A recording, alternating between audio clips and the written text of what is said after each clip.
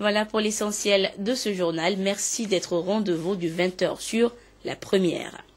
Nous débutons par un chiffre, celui de ce journal. 1,5 milliard sur les 7 milliards d'habitants de la planète sont privés d'électricité. Une situation qui pose un réel défi à relever pour tous les pays aspirant au développement. Pour y parvenir, la journée du 22 octobre a été décrétée Journée mondiale de l'énergie. Au Togo, l'événement est célébré pour la deuxième fois et c'est la ville de Kalimé qui a été choisie pour abriter les manifestations permettant de faire le point des activités et les perspectives du secteur de l'électricité dans notre pays. Adolphe Paka. Pakondi, une localité rurale située à 20 km environ à l'ouest de Palimé, restée longtemps sans énergie. Chose faite aujourd'hui grâce à ce système d'éclairage à base de l'énergie solaire. Nous avons été très fiers quand on nous a apporté ce kiosque qui nous sert dans un premier temps à charger les lampes et puis à charger nos portables. Le ministre des Mines et de l'Énergie est venu apporter le soutien du gouvernement à cette initiative de l'ONG belge Solergie qui à ce jour a distribué plus de 10 600 lampes aux ménages des régions des plateaux et centrales. Dans l'agenda de cette journée consacrée aux énergies renouvelables, la visite du barrage de Kpimé, la première centrale hydroélectrique du Togo depuis 1963. Cette structure qui résiste à l'épreuve du temps fournit toujours de l'énergie avec une production de 1,600 kW. Il y a l'évolution, il y a trop de clients, on ne peut pas couvrir. Donc c'est le courant de Nagbeto qui vient et nous, on ne fait que renforcer la tension. L'apothéose dans la ville de Palimé a permis au ministre Damipi de faire le bilan de ce secteur en plein chantier au Togo.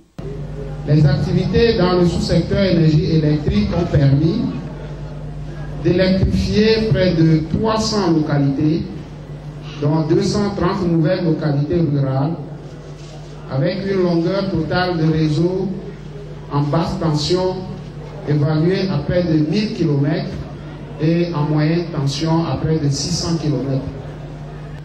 Nous nous réjouissons que le Togo soit à l'abri des crises énergétiques que connaît la sous-région. Un appel est alors lancé pour la promotion des énergies renouvelables, notamment l'énergie éolienne et solaire, qui constituent d'énormes potentialités pour l'Afrique. L'accès à l'énergie est donc une priorité pour les plus hautes autorités de notre pays et il s'inscrit d'ailleurs dans les 8 objectifs du millénaire pour le développement. 2015 approche et l'échéance des OMD est plus qu'imminente, poussant tous les acteurs impliqués à élaborer déjà le bilan de 5 ans de mise en œuvre et penser à l'après 2015. Où en est-on sur le plan national et que dit l'agenda post-2015? Les réponses dans ce dossier réalisé par Charlotte Moussime. Les objectifs du millénaire pour le développement articulés autour de 8 points ont amené les différents pays à bâtir leur programme de développement en fonction de cette vision commune. Au Togo, des avancées relativement significatives ont été enregistrées grâce à la mise en place de certains programmes. Stratégie nationale et développement axée sur les OMD hier, SCAP aujourd'hui, en passant par les DSRP. Les seuils de pauvreté sont passés. Nous avons gagné sur la période de 3 points. C'était à 61,7, nous sommes venus à 58,7. Vous prenez l'éducation, aujourd'hui le taux net d'éducation est assez consistant, je crois que c'est à 87%. En ce qui concerne la nutrition, la sécurité alimentaire, nous avons fait de très bons pas dans la mesure où nous sommes exportateurs de certains produits vivriers. Conscients de la poursuite des efforts, les acteurs impliqués pensent déjà à l'après 2015. Le Togo, bon élève, a même été retenu par les Nations Unies pour élaborer un programme pilote. De façon synthétique, c'est d'adopter des modes de production et de consommation viables qui n'altèrent pas les possibilités pour les générations futures de satisfaire leurs besoins. Tout ceci pour assurer une bonne gouvernance et un cadre institutionnel efficace, dans la perspective de pouvoir créer des emplois et promouvoir des moyens pour une croissance équitable et durable. C'est le 17 octobre dernier que le projet de loi portant modernisation de l'action publique en faveur de l'économie a été adopté par les députés à l'Assemblée nationale. Un contrat de partenariat public-privé lié à la concession des services publics. Mais à quelle fin? La réponse avec Esther Laclé. Le gouvernement togolais offre un cadre légal pour garantir, faciliter et promouvoir les activités économiques en général et en particulier celles du ressort des interventions de l'État et des autres personnes morales de droit public. L'avant-projet de loi adopté à ce sujet par l'Assemblée nationale le 17 octobre dernier porte modernisation de l'action publique de l'État en faveur de l'économie. En matière d'expropriation, nous avions une vieille procédure de 1945 qui est déjà obsolète aujourd'hui. Le texte modernise cette procédure-là, l'actualise et introduit un certain nombre de garanties vis-à-vis des propriétaires. De la même façon, le même texte également définit un cadre juridique pour les nationalisations. La même loi également établit une agence togolaise des grands projets, qui est une institution qui est rattachée à la présidence de la République et qui a pour objet de superviser, de coordonner l'ensemble des grands projets. Le texte introduit un nouveau mécanisme contractuel et dote l'État d'un environnement juridique en incitant davantage les investisseurs à conclure des projets dans plusieurs domaines. Donc on ajoute cette fois-ci les contrats de partenariat public-privé. Il fallait absolument qu'on puisse avoir l'accord de l'Assemblée sur cette loi pour qu'un certain nombre d'investissements qui doivent être faits sur le budget 2015 puissent être pris en compte par le budget 2015. La deuxième perspective, c'est qu'aujourd'hui, sur les financements, nous pouvons réserver un certain nombre de financements sur le budget national. Au lieu de les payer en marché directement, on pourrait utiliser les mécanismes de contrats de partenariat qui, eux, permettent un étalement du paiement. Et donc, on a une meilleure aspiration du financement extérieur pour notre investissement national. Avec cette loi de 125 articles répartis en 9 titres, le Togo dispose désormais de bases légales et institutionnelles pour mener une politique efficace pouvant garantir le développement durable et réguler les paramètres économiques conjonctuels. Tous les Togolais sont mis à contribution pour la réussite du mois du civisme et de la citoyenneté qui se poursuit. Hier, c'est à Takpamé que la ministre Koumé Allo Anaté de la formation civique a lancé un nouvel appel à un élan de patriotisme des populations pour le développement du pays. Yves Agbevivi depuis Takpamé. Les valeurs civiques, elles ne sont plus le partage des Togolais. Un fait regrettable de nature à ralentir, voire saper le développement du pays. Il faut agir vite et l'État a mis en œuvre la politique nationale de la formation civique et d'éducation à la citoyenneté. Cette éducation devant laquelle des parents et responsables ont démissionné doit être ravivée en ces derniers et c'est la raison de cette mobilisation à Atakpamé où la ministre de la Communication, de la Culture, des Arts et de la Formation civique, soutenue par son collègue de l'Urbanisme et de l'Habitat, a invité les parents et les élèves à se réapproprier les valeurs civiques pour un mieux-être au Togo. Le cadre familial est le premier endroit où l'enfant hérite des valeurs civiques et morales, où à travers l'éducation, les parents transmettent les valeurs nécessaires pour la formation de cet enfant et pour son vivre au sein de la communauté nationale. Donc si les parents démissionnent, ça pose un problème. Et si l'école démissionne, ça pose un problème. Si l'État démissionne, ça pose un problème parce que l'éducation commence à la maison, se poursuit à l'école, continue dans nos différents lieux de travail, dans les différentes instances nationales. Et nous avons besoin que tous ces acteurs jouent pleinement leur rôle. Permettre aux citoyens togolais de bénéficier d'une bonne formation, d'une bonne éducation et qu'ils puissent s'approprier les valeurs civiques et morales qui sont vraiment indispensables pour lui-même, pour sa formation en tant qu'individu, son épanouissement en tant qu'individu, mais aussi pour qu'il puisse contribuer valablement au devenir de la société. Comme des ambassadeurs dans leur localité, les élèves ont prouvé ce qu'ils savent du civisme à travers des sketchs et des questions-réponses. Un citoyen. Un citoyen, c'est quelqu'un qui est dans la ville, qui respecte des choses. Le civisme, c'est l'appropriation de maîtrise des règles qui gouvernent un pays. Plusieurs thèmes ont été exposés aux populations, notamment le pardon et la réconciliation et le civisme économique. Placé sous le thème « Citoyens actifs et responsables pour un Togo prospère », le mois du civisme et de la citoyenneté qui s'étend du 3 au 31 octobre sera marqué par plusieurs activités sur le territoire. La rencontre sous-régionale sur la protection des mineurs par rapport au contenu des médias audiovisuels a pris fin cet après-midi à Lomé. Les différents délégués du réseau francophone des régulateurs des médias sont convenus d'harmoniser leurs pratiques dans une optique de co-régulation où parents, médias et instances de régulation ont leur rôle à jouer. Emmanuel Adiaklo, Kate Nobupo. L'exposition des mineurs au contenu des médias et les conséquences sociales qui en découlent. La problématique a retenu l'attention des experts des médias et des membres du réseau francophone des régulateurs des médias pendant 48 heures. Les mineurs restent de grands consommateurs des programmes audiovisuels et après réflexion, les participants ont convenu d'harmoniser leurs pratiques en se basant sur la co-régulation, la communication et l'éducation. La question de la protection du jeune public ne doit pas être l'apanage des régulateurs eux-mêmes. Non, elle doit être traitée comme une question de société qui implique maintenant une multitude d'acteurs et que chacun doit apporter sa contribution afin que les mineurs soient mieux protégés. C'est la collaboration entre les instances de régulation et les instances d'autorégulation. C'est ça la co-régulation. C'est-à-dire l'OTM du Togo par exemple et la HAC se mettent ensemble. C'est vrai que c'est des instances indépendantes. Mais sur un sujet donné, ils peuvent s'entendre sur des thèmes pour collaborer afin qu'il y ait une meilleure régulation. Le réseau francophone des régulateurs des médias compte aussi sur ses partenaires pour la mise en œuvre de ces recommandations. Cette troisième conférence des régulateurs des médias a réuni les délégués de la sous-région ouest africaine, du Cameroun, du Tchad, de la France et de la Belgique. C'est à Abidjan, en Côte d'Ivoire, que les participants se sont donné rendez-vous pour la 4e rencontre du genre. Entre 1995 et 2025, le nombre des plus de 60 ans dont le nombre devrait doubler, passant de 542 millions à quelques 1,2 milliard. C'est dire que les personnes âgées représentent une proportion importante de la population mondiale.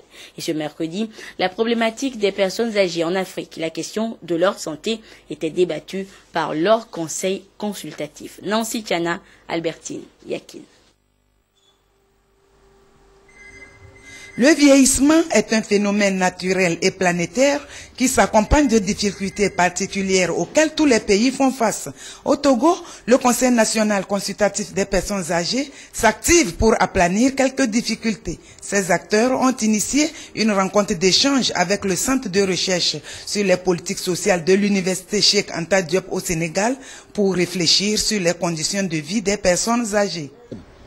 Certains se disent vieux et fatigués et ils s'abandonnent.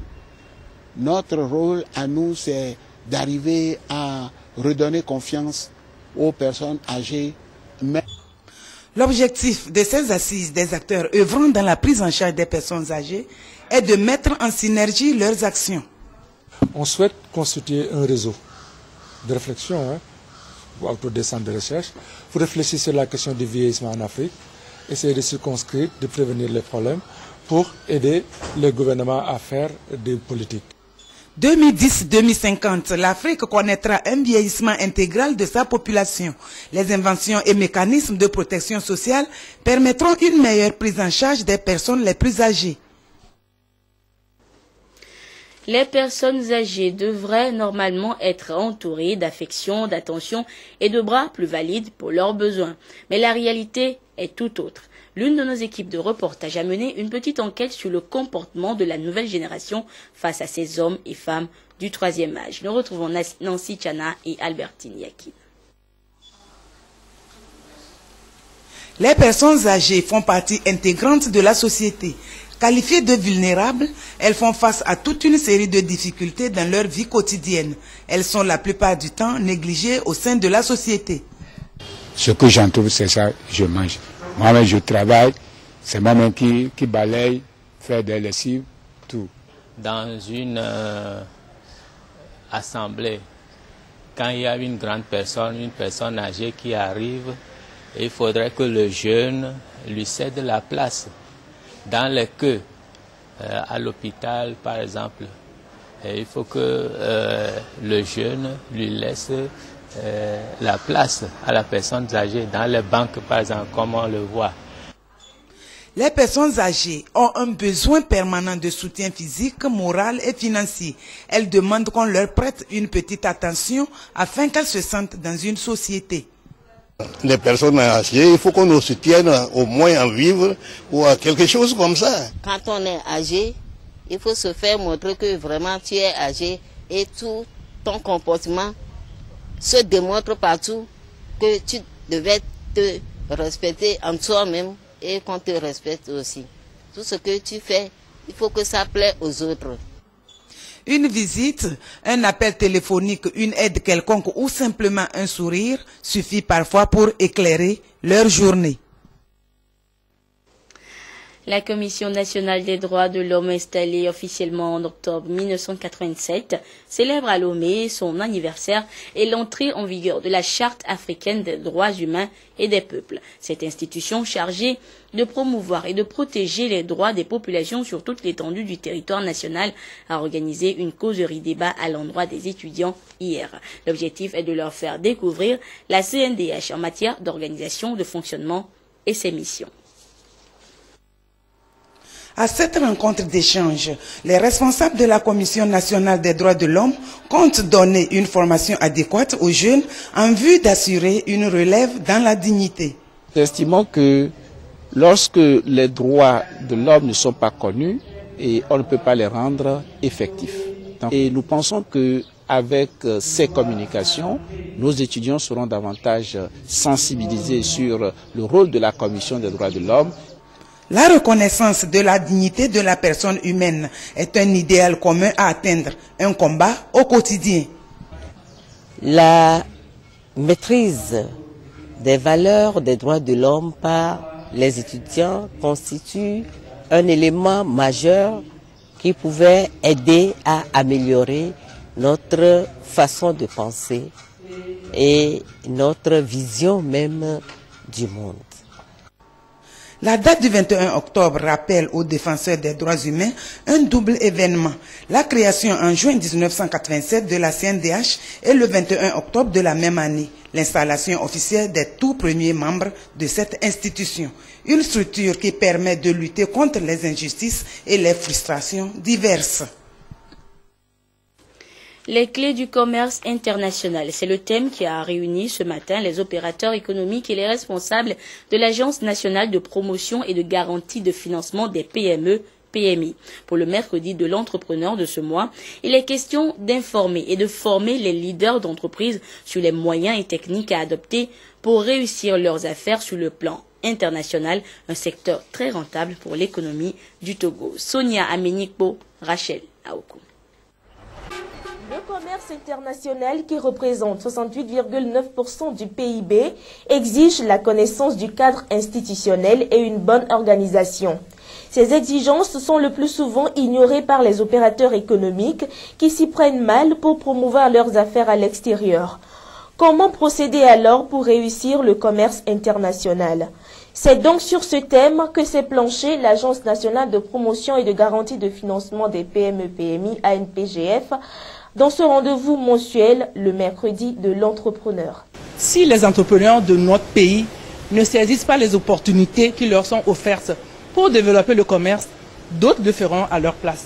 C'est pourquoi l'ANPGF a jugé opportun d'entretenir les opérateurs économiques sur le thème de ce jour, les clés du succès dans le commerce international. Tous les pays ont intégré dans leur politique de réduction de la pauvreté un volet commercial. Et le Togo n'est pas du reste. Pour l'éclosion des affaires, le Togo a mis en place plusieurs initiatives, à savoir le guichet unique, l'inauguration tout récemment du 3e quai et la construction d'une nouvelle aérogare. La réussite des entreprises dans le commerce international dépendra donc de leur habileté à saisir les opportunités qu'offrent ces différentes structures. Agriculture à présent, le forum consultatif des parties prenantes et des partenaires du secteur de l'engrais s'est ouvert ce matin à Lomé. 2 jours de partage et d'échange pour les acteurs venus du Bénin, Niger, Burkina Faso et de notre pays, le Togo, pour développer une synergie d'action en vue de mettre à temps les intrants à la disposition des paysans. Robert Potogbe, Rachel Aokou. Après le report du forum régional sur la productivité des intrants agricoles pour cause de la maladie à virus Ebola, les acteurs de ce secteur se retrouvent à Lomé pour échanger sur les mécanismes de livraison des intrants agricoles et les défis qui se posent à l'offre et à la demande. L'objectif phare de ce forum, c'est de regrouper toutes les parties prenantes pour développer une certaine synergie d'action entre ces parties prenantes, œuvrer à ce que les intrants, les engrais et les semences plus particulièrement, soient toujours mis à la disposition des producteurs en qualité suffisante, en quantité et surtout à temps. La rencontre va examiner d'une part les fonctions pertinentes des chaînes d'approvisionnement et les opportunités de financement et d'investissement des entités privées spécialisées dans la commercialisation des engrais en Afrique de l'Ouest d'autre part. Après Lomé, 4 pays abriteront les mêmes sessions qui vont s'étendre jusqu'au 15 janvier 2015. Des sessions qui bénéficieront de l'appui technique et financier de la CEDEAO, de l'USAID et de l'IFDC. De l'engrais pour une meilleure agriculture et par ricochet une bonne alimentation des populations. Le Japon l'expérimente et fait partager le fruit de sa production agricole avec notre pays. Un don de riz blanc de 1538,55 tonnes vient d'être réceptionné par le ministère de l'Agriculture qui sera chargé de le mettre à la disposition des populations. Dans Juma Ali, Clarisse Atiké. À bord de ce navire Aurora Bulker, plus de 1500 tonnes de riz blanc d'origine vietnamienne. Un don du Japon au gouvernement togolais. C'est la matérialisation de la deuxième phase du projet Kennedy Round 2013, dont l'échange de notes a été signé le 18 novembre 2013. Le riz qui vient d'être réceptionné servira à travers l'ANSAT de rapprocher les services de fourniture de ces denrées aux populations les plus vulnérables. Les fonds collectés à la suite des ventes de ces denrées, donc ces fonds serviront à l'État togolais d'engager ou de mettre en place des projets de développement socio-économique. La réception de cette importante quantité de riz a été précédée par celle de plus de 10 000 tonnes de blé qui constitue la première phase du projet Kennedy Round 2013. Ce qui porte à 450 millions de yens japonais, soit plus de 2 milliards de francs CFA, l'assistance alimentaire du Japon au Togo. L'objectif visé par ce projet est de permettre aux populations d'accéder aux produits alimentaires de première nécessité à un prix abordable. La tournée du ministre de l'Enseignement technique, de la formation professionnelle et de l'industrie, El Hadjamadou Bouim Bouraïma Diabakté, se poursuit. Il était cette semaine à Kara, puis à Mango, où il a échangé avec les fondateurs et chefs d'établissements techniques privés sur les conditions d'ouverture d'écoles et de centres de formation. Le compte rendu avec Nestor Mozo et Désiré Alain. Nous sommes au centre de formation technique et professionnelle de Gando, 60 km au sud-est de la ville de Mango. Un centre nouvellement créé par le gouvernement togolais pour rapprocher davantage l'école des apprenants. Cette année scolaire 2014-2015, 60 élèves inscrits répartis dans 2 filières, maçonnerie et électricité se forment. J'encourage mes camarades que c'est bon de venir s'inscrire dans ce centre. Le ministre Brim Diabakté de l'enseignement technique, de la formation professionnelle et de l'industrie a fait le déplacement du centre pour 3 objectifs. Remercier le conseil de préfecture de Loti pour ce don d'infrastructure qui abritera les élèves, encourager les parents et le corps enseignant dans leur encadrement. Cet établissement, ce n'est pas pour le ministre, mais c'est pour eux, c'est pour leurs enfants. Et je suis très content surtout la préfecture qui a offert ce bâtiment-là. Les élèves et le corps enseignant ont exposé au ministre leurs préoccupations qui touchent notamment les ressources humaines et le matériel de travail. Le ministre Brim Diabakté a promis œuvrer pour trouver une solution rapide. Au ministère de l'Enseignement technique et de la formation professionnelle, l'opération d'assainissement au niveau des collèges, lycées et centres de formation commence. À Kara, il a échangé avec les fondateurs et les chefs d'établissements privés. Le ministre n'est pas allé avec le dos de la cuillère pour leur dire ce qui va se passer. Il y a des gens qui s'installent d'une manière anarchique. Ils sont sans agrément. Et à partir de maintenant, on va commencer par faire les visites techniques dans les établissements. Tous ceux qui sont là, qui ne veulent pas respecter les règles, seront sanctionnés suivant les règles en vigueur. L'équipe chargée des visites techniques dans les établissements a une feuille de route qui comporte 3 principaux axes. D'abord, nous verrons les infrastructures, parce qu'un centre de formation ou une école de formation professionnelle technique doit quand même être abrité par un cadre raisonnable. Ensuite, nous ferons l'état des lieux par rapport au matériel didactique. L'enseignement technique et la formation professionnelle a des spécificités, de sorte que les produits sortis de cette formation soient des produits utilisables et efficaces. Les visites ont démarré juste après la cérémonie de lancement par le ministre. Elles s'étendront à tous les établissements privés techniques à travers le pays pour retenir ceux qui répondent aux normes d'ouverture et fermer ceux qui ne se sont pas conformés aux exigences. Et le ministre en charge de l'enseignement technique et son collègue des travaux publics communiquent à l'endroit des exploitants des établissements privés d'enseignement de la conduite des véhicules automobiles, dits auto-écoles. Conformément à la directive numéro 15/2009/CM/UMOA du 25 septembre 2009 et à l'arrêté interministériel numéro 044/MTPT/METFI/MEF du 11 août 2014, l'ouverture et l'exploitation des établissements d'enseignement de la conduite des véhicules automobiles auto-écoles sont soumises à l'obtention d'un agrément conjointement délivré par les ministres chargés des Transports et de la formation professionnelle.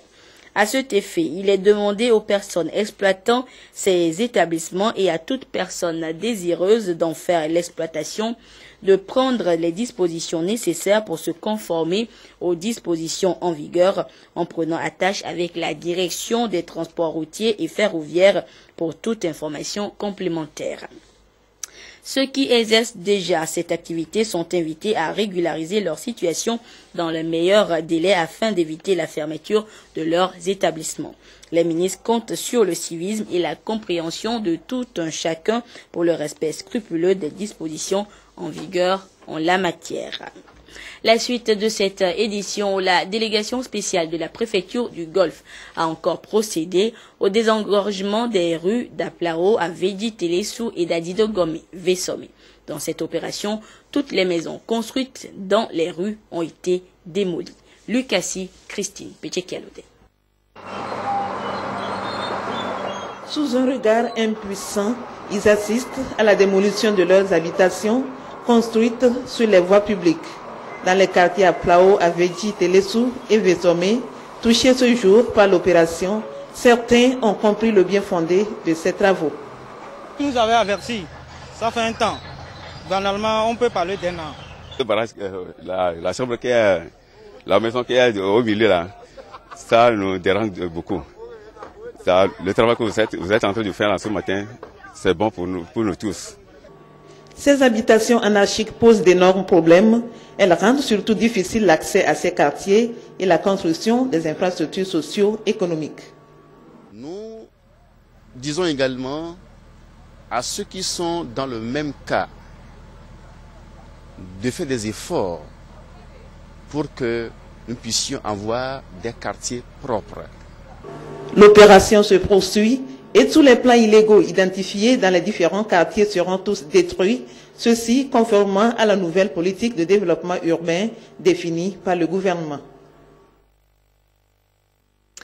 Encore un nouveau venu dans la grande famille littéraire togolaise. Komlan Atou Luc Agbobli, titulaire d'un doctorat et spécialiste en phytopathologie, vient de publier son premier essai littéraire intitulé « Et demain, l'agriculture togolaise », une analyse critique des mots qui ont longtemps miné et constituent de freiner l'agriculture togolaise. La dédicace de l'ouvrage a eu lieu hier à Lomé. Le compte rendu avec Ziara Alpha, Augustin Kossi et Clarisse Attiklé. Et demain, l'agriculture togolaise, une œuvre du Togolais Komlan Atou Agbobli, fruit de 30 ans d'expérience professionnelle et de recherche au service de l'agriculture au Togo. Dans cet ouvrage, l'auteur s'interroge sur les raisons du peu de progrès du secteur agricole, une sorte d'analyse critique, un diagnostic des différents maux qui minent l'agriculture togolaise, recensés ici en 3 catégories, les contraintes politiques, techniques et les contraintes de gouvernance. Un essai engagé qui relève les chances de réussite. Nous devons prendre au sérieux tout ce qu'il a sorti comme problème qui mine l'agriculture pour faire avancer, pour faire développer le Togo. Paru aux éditions L'Harmattan Paris, cette œuvre de 110 pages se propose de donner une aube nouvelle à l'agriculture au Togo. Ceci en proposant des pistes d'analyse, des éléments de prospective pour l'atteinte des objectifs de la vision Togo 2030. Ce qu'il en ressort, c'est pour aller à l'essentiel, 3 grands défis. Le défi technique, la maîtrise de l'eau, le respect de l'itinéraire technique. Komlan Atou Agbobli, bien connu dans le système de recherche agronomique sous-régional, fait ses premiers pas dans le paysage littéraire. Plusieurs fois membre des experts du Centre du riz pour l'Afrique, Africa Rice, il est officier de l'Ordre du mérite agricole au Togo. Et puis la direction générale de la compagnie énergie électrique du Togo, CET, informe son aimable clientèle qu'en raison des problèmes techniques urgents à régler sur les installations de son fournisseur, la CEB, Communauté électrique du Bénin, la fourniture du courant électrique sera fortement perturbée à Lomé et ses environs demain jeudi 23 octobre 2014 de 8h à 16h. La CET, en collaboration avec la CEB, s'efforcera de faire diligence pour un prompt rétablissement du courant électrique. À cet effet, la CET rappelle toujours que les appareils soient débranchés et ne soient remis en service qu'après le retour de l'électricité. La direction générale de la CET présente ses excuses aux clients des zones concernées et les remercie pour leur compréhension. Et c'est sur ce communiqué que prend fin ce journal. Merci à vous qui l'avez suivi ou que vous soyez grâce à la télévision togolaise. Au revoir.